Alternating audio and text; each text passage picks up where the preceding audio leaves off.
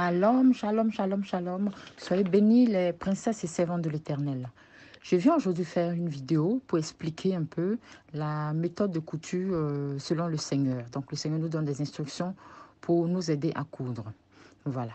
Donc c'est vrai que ce n'est pas facile, mais quand on n'a jamais cousu, ce n'est pas facile. Mais le Seigneur nous aide parce que c'est lui qui nous donne le don de couture et c'est encore lui qui nous explique comment nous pouvons faire. Voilà, pour coudre les vêtements, c'est lui qui nous donne les modèles. Donc, il ne faut pas utiliser les mannequins de couture, car selon Exode 20, le verset 4, tu ne feras point d'image taillée, ni de représentation quelconque des choses qui sont en haut dans les cieux, qui sont en bas sur la terre et qui sont dans les eaux plus bas que la terre. Amen. Les mannequins couture, c'est la représentation du corps d'une femme. Et Dieu ne veut pas qu'on représente les êtres vivants, que ce soit les hommes, les animaux, les arbres, les fleurs, etc. Il faut mettre directement le vêtement sur nous ou sur quelqu'un d'autre. Pour présenter les vêtements, il faut les mettre sur un cintre. Il ne faut pas faire de dessin de modèle porté par une personne. On peut simplement dessiner le modèle du vêtement qu'on veut coudre sans le dessiner sur une personne. Il faut juste dessiner le modèle de la robe ou de la tunique ou de la jupe, etc. Concernant la méthode de couture, il faut prendre ces mesures ou les mesures de la personne si on coupe pour les autres et travailler directement sur le tissu. C'est-à-dire qu'il faut reporter les mesures, les longueurs, les largeurs sur le tissu, tracer puis découper. Exode 28, le verset 31 à 34. Je lis la parole de Dieu. Tu feras la robe de l'éphod entièrement d'étoffe bleue.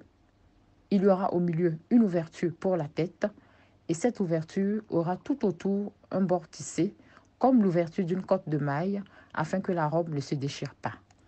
Amen. Dans ces versets, le Seigneur donne les instructions pour coudre les vêtements du sacrificateur. Il décrit le vêtement et lui donne aussi la méthode pour coudre ce vêtement.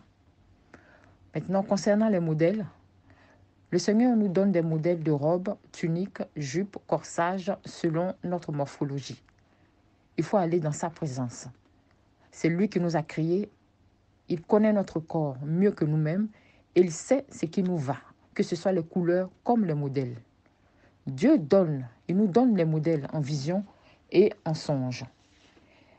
Et si on ne sait pas comment les réaliser, il faut encore lui demander. Il nous explique dans le moindre détail. Exode 28, le verset 9. Je lis la parole de Dieu. Vous ferez le tabernacle et tous les ustensiles d'après le modèle que je vais te montrer. Amen. Exode 25, le verset 40. Je lis la parole de Dieu. Regarde et fais d'après le modèle qui t'est montré sur la montagne. Amen. Pour la construction du tabernacle, Dieu a demandé à Moïse de monter sur la montagne.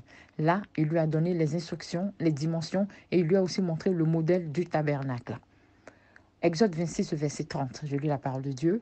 Tu dresseras le tabernacle d'après le modèle qui t'est montré sur la montagne. Amen. La méthode de couture du Seigneur est toujours plus simple. Certaines sont appelées à coudre à la main et d'autres à la machine. Dieu nous facilite les choses.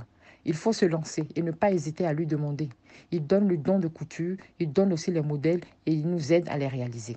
Voilà, soyez bénis, les servantes et princesses de l'Éternel. Je suis votre sœur Marie-Victoire. À bientôt pour d'autres vidéos. Shalom.